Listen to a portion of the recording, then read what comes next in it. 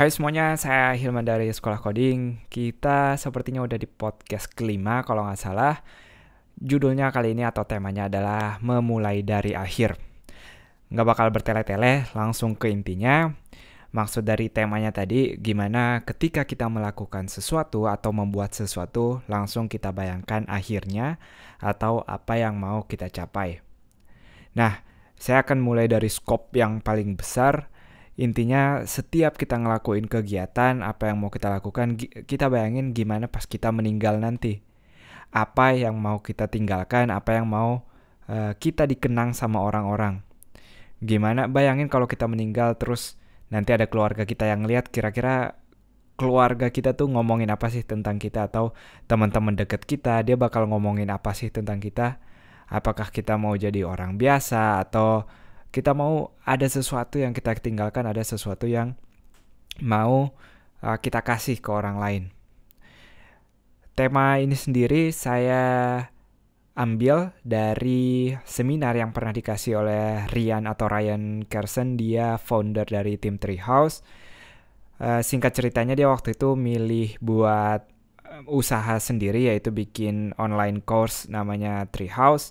Tapi entah kenapa pas udah jalan, istrinya sendiri protes kok. Dia kayak ngerasa nggak ada waktu sama keluarganya. Padahal bukannya tujuannya di awal dia usaha mandiri biar waktunya lebih fleksibel, waktunya lebih banyak. Tapi ternyata pas kenyataannya kok malah kayak nggak ada waktu buat keluarganya. Dia kerja terus.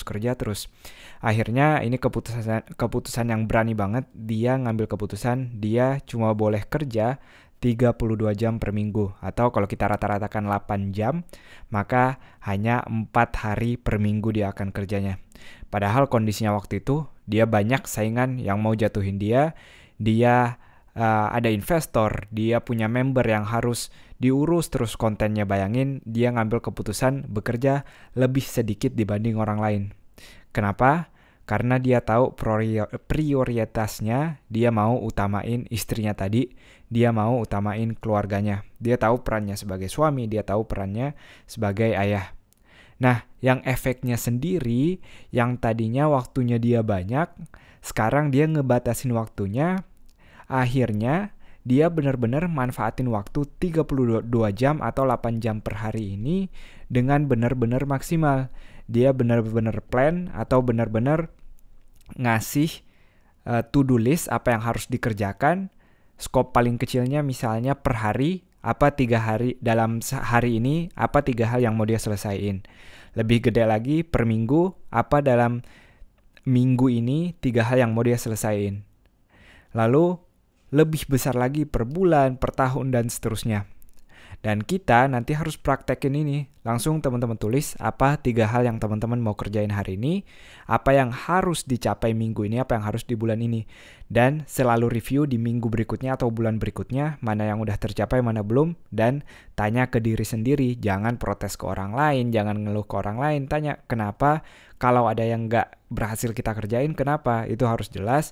Jangan sampai kita sendiri nggak tahu kurangnya di mana, nggak tahu masalahnya di mana. Itu masalah besar kalau kita sendiri nggak tahu kita kurangnya di mana atau masalahnya di mana. Nah, jadi balik ke tema awal lagi, yaitu kita selalu mulai dari akhir. Saya ngambil cerita dari Ryan Carson tadi karena dia nggak mau di akhirnya dia sebagai orang yang sukses di perusahaannya, dipuji-puji banyak orang, tapi di mata istrinya atau di mata keluarganya dia sebagai orang yang nggak punya waktu. Dia ngebayangin kalau nanti pada akhirnya dia juga mau dikenang atau dia mau buktiin ke keluarganya kalau dia suami yang baik, dia ayah yang baik.